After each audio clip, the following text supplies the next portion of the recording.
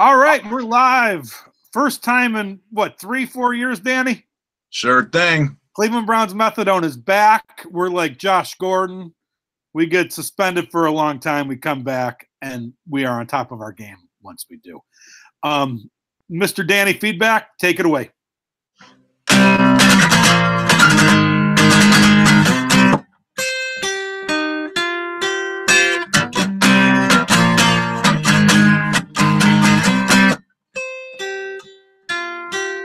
I'm glad Le'Veon's at home. The Steelers will really miss him. Oh, the linemen threw him under the bus, and I'm not talking about Jerome Bettis. Thank you, Mike Tomlin, for sitting Le'Veon Bell. You can sit Le'Veon Bell, sit Le'Veon Bell, sit Le'Veon Bell, sit Le'Veon Bell. Wonderful as always, and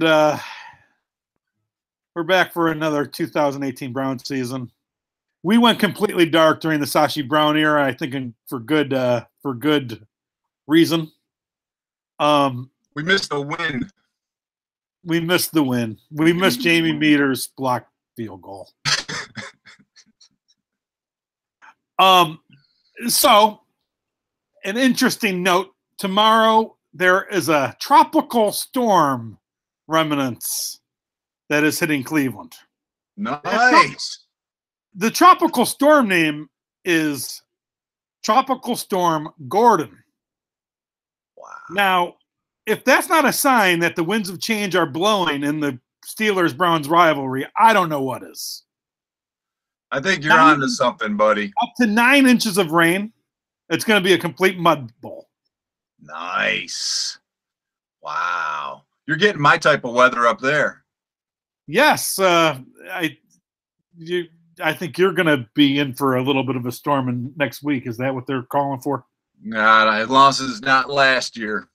That was a rough one. We lost our power for 9 days and missed 2 weeks of football. It was rough. So the power you could deal without, but the football, like, that's not good. No, yeah. Like all the damage and stuff, like. Yeah, who cares? I can replace the windows. Those are 2 weeks of fantasy that you're not getting back, Mike. So obviously a lot's gone down since we lost broadcast. I don't think anything's worth noting in the last 2 years. But John Dorsey, he's our hero. He's my hero. How about yours? He is. He really is. I almost got a Packers jersey. Nice. Although number 99, Dorsey on the back. I think I looked it up, and that's what it would have been. But people would have been confused. Like, oh, you like the Packers? Like, you just don't get it. Yeah. So where are we as an organization in your eyes? I think we talked a little bit yesterday. I seem to be pretty optimistic. I think you're optimistic, but a little bit less optimistic. Let's kind of start with there. Yeah, I think the only thing we need, I don't know if my scars can be healed. I'm still just not a fan of the coach. But besides that, I like the coordinators. I think the talent level is getting up above average.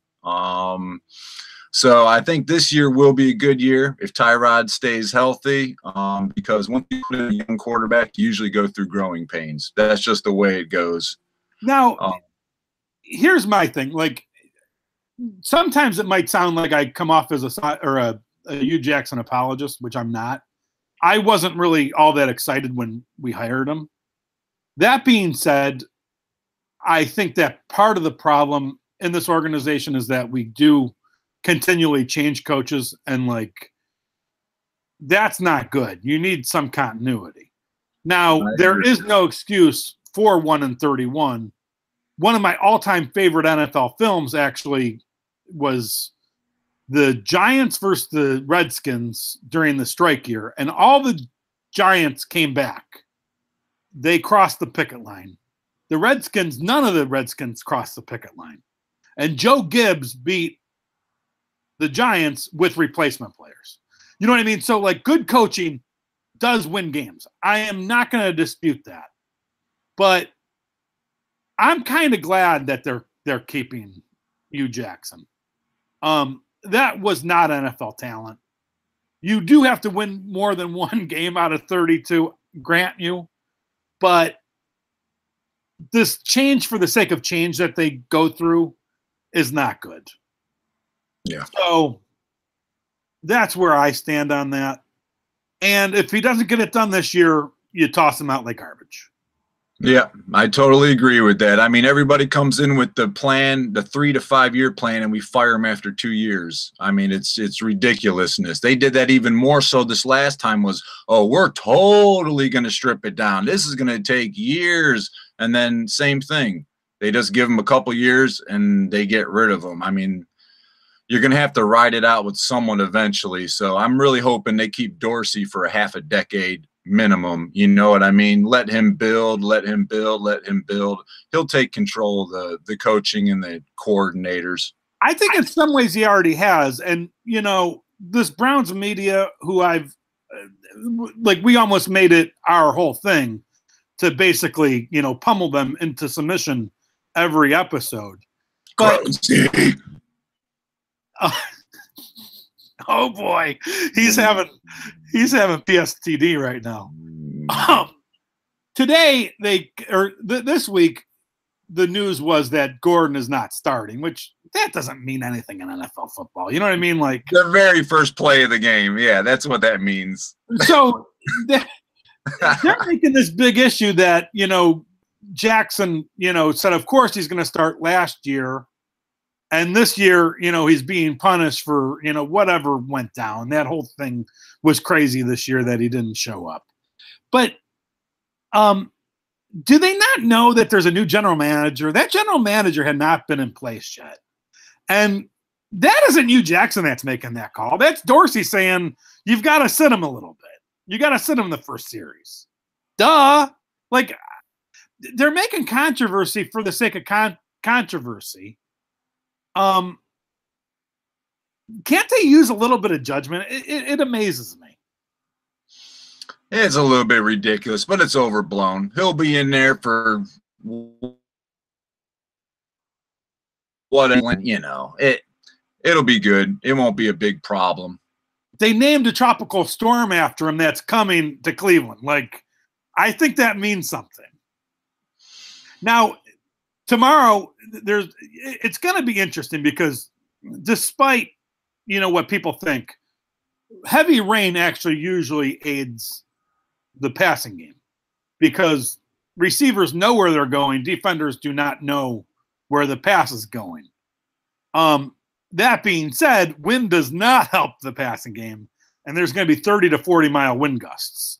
Yep. So you mentioned it in your awesome opening about this guy named Bell. This Bell guy? Hey, I can wear the jersey. I'm a fan now, buddy. I'm a fan. Now, you follow NFL football pretty closely. Did this happen 25 years ago with the big running back holding out? And, like, Jerry Jones thought, like, this generic running back was going to, you know, be the savior, and he wouldn't have to pay that extra few million to Emmitt Smith. How did that work out for the Cowboys? I was going to work out tomorrow. I'm telling you that much, buddy boy. So in the famous Emmitt Smith holdout, my favorite football life is Charles Haley. And Charles Haley was not too happy about this holdout. The Cowboys go 0-2, and Charles Haley is obviously a lunatic, maybe the greatest NFL defensive player of all time. Do you know what happened in the locker room after they went 0-2? Who did they beat up? Was there someone beaten up? somebody probably could have died if this would have landed. There was a guy named Jerry Jones that was in the corner of the locker room, and Charles Haley he threw the helmet or something. Yeah. That's awesome. And about 24 hours later, an agreement was signed. Isn't that amazing how that works? It's pretty cool, ain't it? Yeah. And I think the biggest idiots out of all this is that the offensive line are claiming that they're doing all the work. I don't think that's going to show tomorrow. I think that there's going to be kind of a problem on that running game. And all this rain just helps the Browns' cause in my viewpoint. Would you concur? Yeah, I think so. I think it's they're especially, Ben likes to throw a vertical passing game, and with those crazy winds, you know how crazy it is.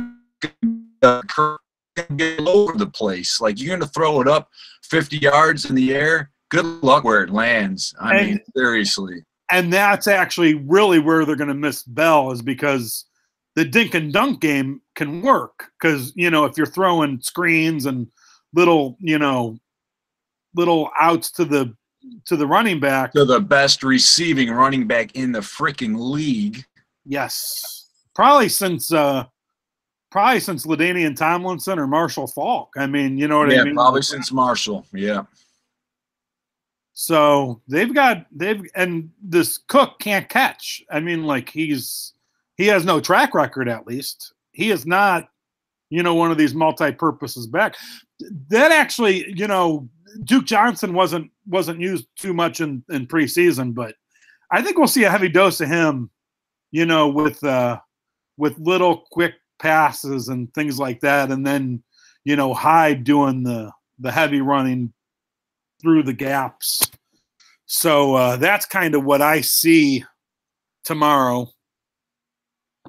Yeah, it's going to be a lot of Tyrod. You know what I mean? He's going to throw a lot of those shorter passes. He's going to run around. If it's 3rd and 5, I'm telling you, he doesn't even have to pass the ball. I've been watching that guy for 3 seasons, every game, and he is ridiculously underrated just because he has got that game manager tag, and everyone is anti-Alex Smith and anti-Tyrod Taylor. And, he might not take chances in the air, but I think he's got 51 touchdowns or something, 52 touchdowns with like 17 interceptions in the past 3 years. I mean, that's ridiculous. If you win the turnover battle, it's like, I think if you're up by 1 in the turnover battle, you have a 64% chance of winning a game. If it's 2, it's something like 80%. I mean, it's just ridiculousness. And the guy, he's not going to throw an interception. He might throw, if you play him all year, he might throw 7, 8 tops. Wait, time out, Mike. Does that mean that I'm gonna miss Tyrod or Deshaun Kaiser? Like, I miss those turnovers, don't you? That was rough. I was wrong. I thought the Kaiser pick in the 2nd round was actually one of the better picks. I thought it was going to turn out all right. I thought it was a low risk, high reward possibility. I was completely wrong. It might have been fine if we had Taylor that showed him the ropes in the NFL. You know what I mean? Like, yeah. Although some of that stuff you just can't teach. You know what I mean? Like, and I think, not to diss him, but like, I think he's a choke artist. I think when he got down to the 20, you know what I mean? Like, the butterflies really started to come. Like, oh, I need to make a play now. Yeah. But your game manager thing actually brought up something, and it was actually the last episode that we did. I wasn't even like certain of this. You know what I mean? Like, this has been a while, and it was during the Manziel Hoyer thing. And I think Hoyer can be regarded as a game manager. Definitely. The Browns were doing pretty good with the game manager. 7-4. And if this happens again, like, I don't even know what I'm going to do. If they start, if we're like, let's say 6-5, and people are starting to call for Mayfield, like, I might, like, that might be the end for me in this Browns fandom, because, like, how can you keep making these same mistakes? Yeah, I mean, with the only bad part is, I mean, I was ecstatic when we got Todd, but I do understand that almost no matter what, unless he went completely ballistic, I know that he's only getting this 1 year. So, although it's sort of bittersweet going into it, I understand what's going to go on. But you're right. If it's 6-5, that's bullcrap. But if we're 3-8, then it's understandable. But it all goes to how the season goes, and like actually, it for the first time in a long time, like this week 1 is a must-win game. It's a must-win game on so many levels because it sets the tone. It gets Hugh Jackson off the hot seat for at least the next couple of weeks. I'm actually of the theory that like they pull the plug after 2 weeks on Hugh Jackson if they go 0-2, because I think Dorsey actually wants Haley in there. And even on the short week, like that'll be the short week 3 to play the Jets. Yeah. Just reading through the tea leaves, like where do they have, like Landry seems to be Haley's boy. Yeah. And like this Carl Nassib, like that Hard Knocks thing, you could actually tell that like Hugh Jackson was not happy that Nassib got released. I think the locker room, I think Nassib was regarded as a Jackson guy, and all that bickering between him and Haley, I think that was almost like orchestrated. This is obviously like weird far out theories that I'm spitting out here, but they released Nassib, and I'm not saying Nassib is, a superstar, but he is an NFL quality player. And I watched a lot of Big Ten football when Nassib was there. He's better than this defensive end that they picked up. So that whole thing kind of that was a message to Hugh Jackson, I think. Could have been. He landed down here in Tampa. You know what I mean? He got picked up. So he's 6'7". The guy that they replaced him with is like 6'4.5". Nassib's a little faster. You know what I mean? Like it just doesn't. They're basically the same player, except Nassib has a little bit more intangible. But that said, I mean, he's gone 1-31 the last 2 years. So yeah, I'm not gonna dispute that. You have to create a winning culture. And what else do we got for today? Any other thought? Like, what did you think of Hard Knocks? The first episode, it had me pretty ticked off the way they painted it. But I also know all these films, they can take whatever angle they want. You know what I mean? They can paint that picture and make it look different than what's actually happened. They're only giving you certain sections of the story. So I think, after all 5 ended up, it's pretty true. You can tell what's going on. You can tell the mindset of the coordinators, the certain players. You can see, how our head coach is, a player's coach and stuff like that. I mean, Landry going off on the receiving room shows that you had a bunch of slackers that were just accepting it. I mean, you could see all the different dynamics. So it's going to take a little while to get the change around. But like you're saying, I hope they come off to a quick start, because Steelers and Saints, that is 2 tough ones. But right after those tough ones, you got Jets and Raiders. And then now the Raiders losing Khalil, you got a defense you can score on. And I don't know. I really don't know what's going to go on with that offense. They had hard times last year. They got a lot of older guys he picked up with Jordy and Doug Martin. So I could see us, handily winning Jets and Raiders. I know you said after 2 games. I would think maybe after 4 games, because if you're 1-3 after those 4 games, that I can't see how that can be, because now you can't argue about the talent level. I know there's a gelling factor and it takes time to work it in there, but for the most part, they got to come out. They got to get 2 victories after those first 4 games in September. I think it's possible too. And like, even if they made the change, I mean, like, I wouldn't scrap the season. Actually, it might actually ignite them in some ways, because now anybody who is a holdover on the there's not really too many left, but anybody who is a holdover on that roster really gets a fire, because now they really see themselves in the crosshair.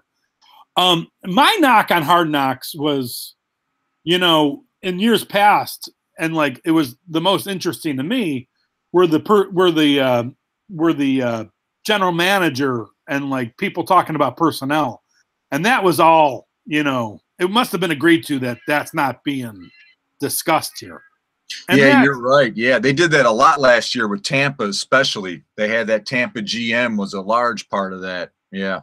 And it's not like it wasn't happening at the facility because half the roster's gone. So, you know what I mean? Yeah. Like there were obviously some heavy discussions, and that would have actually gave some real insight to like if Hugh Jackson and Dorsey have any type of working relationship, what say he actually has, and like how much on the hot seat he actually is.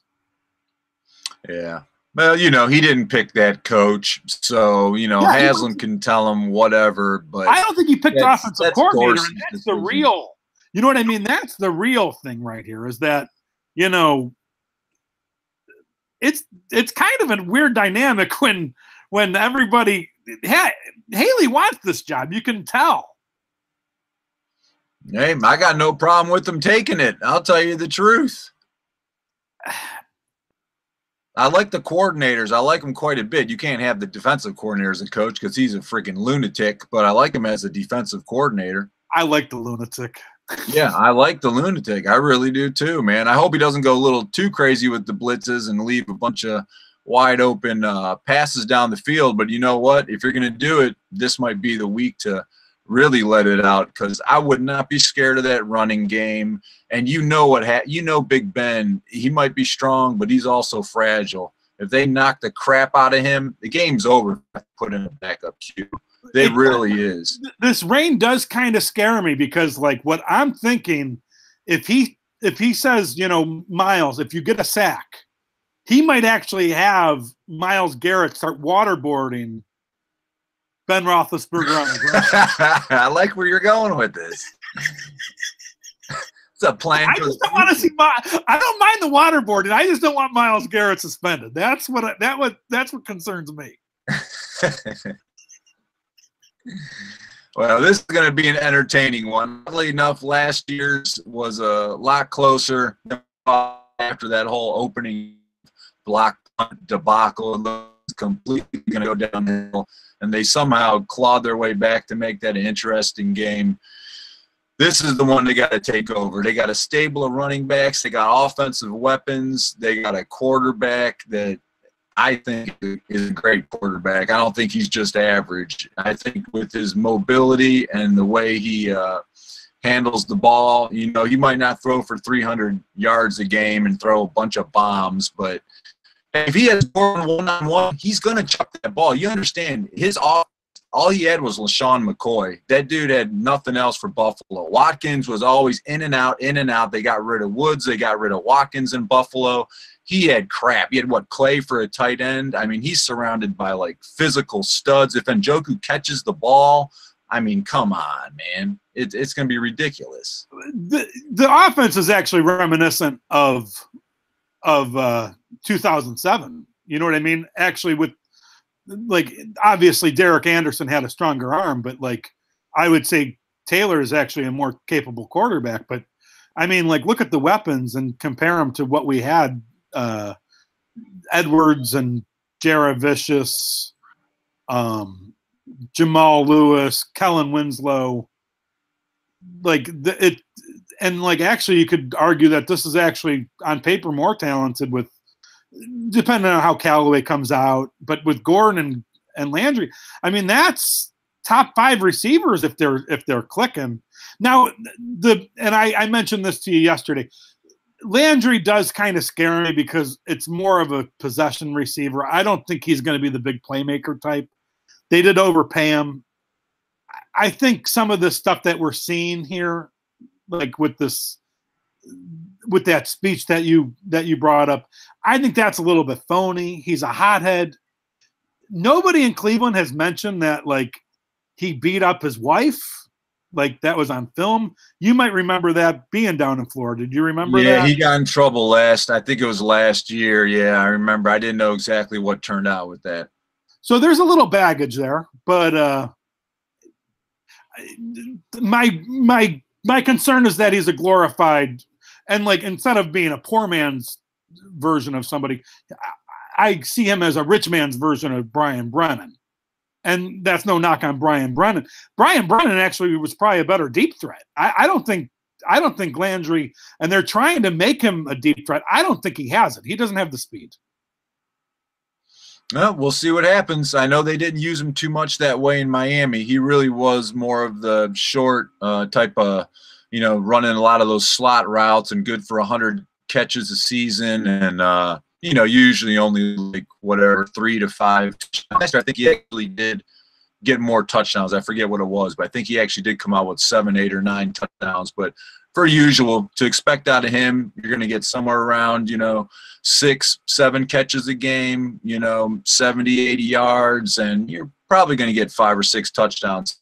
He's got such a small frame that, like, and the reason that Bell's holding out is because of usage. Can he hold up? You know what I mean? Like, that's a question. You know what I mean? Can he handle that ball 100 times and keep being as productive as he is? He's not Larry Fitzgerald, you know what I mean, who's doing that same type of role in Phoenix, Arizona, whatever they're calling it nowadays. So that's a concern to me. Okay, and I think we've hit on most of the things that I want to talk about. The last thing I do want to talk about is this Desmond Harrison story. Have you followed that at all? I was reading up on it a little bit. Another pothead. We are full of potheads. Do you understand? Like, we got the culture. If they could just move us to Colorado or Washington or something. I mean, come on now. If you just legalize it, no, that actually would backfire horribly. But if 2 out of these 3 guys can stay off the pot, I think we're doing good. But yeah, don't let Callaway, Gordon, and what's his name?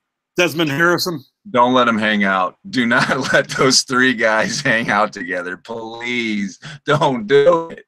I wonder if they've gone to the ankle bracelet monitoring. You know what I mean? If they're within a certain, distance of each other, Brown security gets notified and, breaks that all up. Good Lord. Yeah. They need to each be wearing magnets that don't allow them to step within that frame. If this Harrison can play, and I think he probably can, it reminds me of, and like, I made the call on Isaiah Crowell the day we signed him. I said, I think this guy can play in the NFL. But it almost reminds me of an Isaiah Crowell where, like, they're getting an NFL talent at a position of, extreme importance for nothing, the next 3, 4, 5 years. Like, that's like a 3 grand slam day for Dorsey if that actually happened. Yeah. You're right about that. I mean, and even if he doesn't work out, they've been messing with sliding Bitonio out to left tackle. So I think they got a contingency plan. And they're gonna, before you know it, it'll be the off season and the draft again, and we don't have the huge amount of glaring holes like we just had. So it just, Joe Thomas leaving is, oddly enough, because I think what was his rookie year was that good 2007 season you're talking about. And then Thomas leaves, and this might be as good, if not better, than that season. Well, like in old Browns lore, like that left tackle position, it was kind of like that kicker's position where, an incumbent would get it and then last 10, 15 years. I think Mike McCormick had it in the early days, and then Doug Deacon. Who was after Deacon? I think that's actually when the line actually kind of deteriorated when Bernie was there. And then was it Tony Jones? Was that his name? I think he was an undrafted tight end, or up until the last portion of, or no, that was Orlando Pace. So you know what I mean? Like, this was actually, the left tackle was actually a position that historically the Browns, and maybe that tradition continues. And it was always a pretty good, reliable body out there.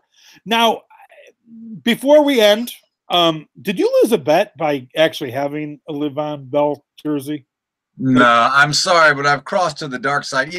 I keep blaming the Browns, and I blame the owner and the coach.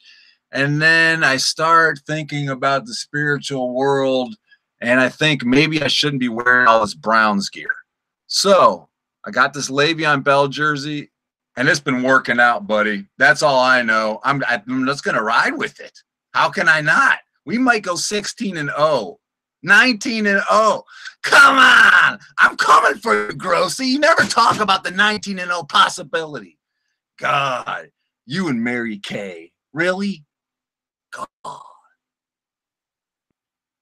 I think we'll leave you on that. I think his meds have worn off, and I think it's time for us to say goodbye. So we'll be back at it next week. Till then.